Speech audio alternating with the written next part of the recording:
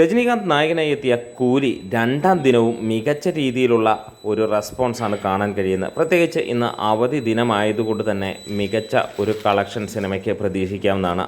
ആദ്യ ദിനം സിനിമ നേടിയത് 150 കോടിക്ക് മുകളിലാണ് വേൾഡ് വൈഡായിട്ട്. കേരളത്തിൽ നിന്ന് 10 കോടിയോളമാണ് കളക്ഷനായി നേടിയിരിക്കുന്നത്.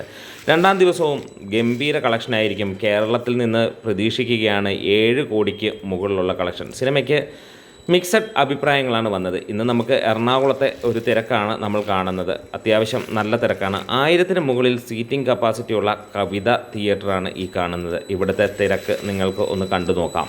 എന്താണേലും മികച്ച രീതിയിലുള്ള ഒരു തിരക്ക് തന്നെയാണ് സിനിമയ്ക്ക്. പ്രത്യേകിച്ച് മോർണിംഗ് ഷോ ആണ് എന്നുള്ളത് ഓർക്കുക.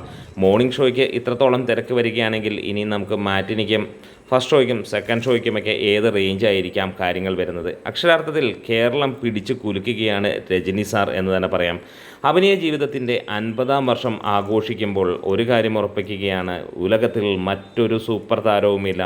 അതിൻ്റെയൊക്കെ ഏറ്റവും വലിയ രാജാവ് സൂപ്പർ സ്റ്റാർ രജനീകാന്ത് തന്നെയാണ്. ആ സൂപ്പർ സ്റ്റാർ രജനീകാന്ത് എന്നുള്ള പേര് എഴുതി കാണിക്കുമ്പോൾ തിയേറ്ററിൽ പ്രകമ്പനം സൃഷ്ടിക്കുന്നത് നമുക്ക് കാണാൻ കഴിയുന്നു. അറിയാതെ നിന്ന് കൈയടിച്ച് പോകുമെന്നുള്ളതിന് യാതൊരു സംശയവുമില്ല. ഇപ്പോൾ ഈ തിരക്ക് കാണുമ്പോൾ ഒരു കാര്യം ഉറപ്പിക്കുകയാണ്, ശനിയും ഞായറും ഇതേപോലെ, അതായത് കേരളത്തിൽ നിന്ന് ആദ്യ 4 ദിവസം കൊണ്ട് സിനിമ 30 കോടിക്ക് മുകളിലേക്ക് എത്തും എന്നുള്ളത് തന്നെയാണ് പ്രതീക്ഷിക്കുന്നത്. എന്തായാലും അതൊക്കെ നമുക്ക് കണ്ടറിയാം എങ്ങനെയാണ് എന്നുള്ളത്. ഒരു പോസിറ്റീവ് റെസ്പോൺസ് ആയിരുന്നുവെങ്കിൽ ഓരോ ദിവസവും 10 കോടിക്ക് മുകളിൽ സിനിമ കളക്ട് ചെയ്തേനെമെന്നുള്ളതിന് യാതൊരു സംശയവുമില്ല.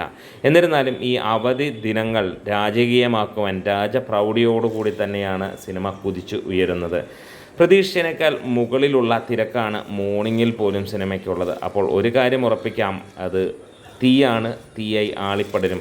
ആദ്യ വാരത്തിൽ സിനിമ 500 കോടി കടക്കുമോ എന്നുള്ളതാണ് ചോദ്യം. എന്തായാലും ചോദ്യം പ്രേക്ഷകരോടുള്ളതാണ്. നിങ്ങൾക്ക് ഒന്ന് കമൻസിലൂടെ രേഖപ്പെടുത്താം. ഒപ്പം നിങ്ങളുടെ കട്ട സപ്പോർട്ട് ഉണ്ടെങ്കിൽ നമുക്ക് എത്രയും പെട്ടെന്ന് 60,000 സബ്സ്ക്രൈബേഴ്സിലേക്ക് എത്താവുന്നതാണ്. നമ്മുടെ ചാനൽ ഇഷ്ടമായാൽ ഒന്ന് സബ്സ്ക്രൈബ് ചെയ്തെന്ന് അഭ്യർത്ഥിക്കുന്നു. ലൈക്കും ഷെയറുമൊക്കെ ചെയ്യുമല്ലോ.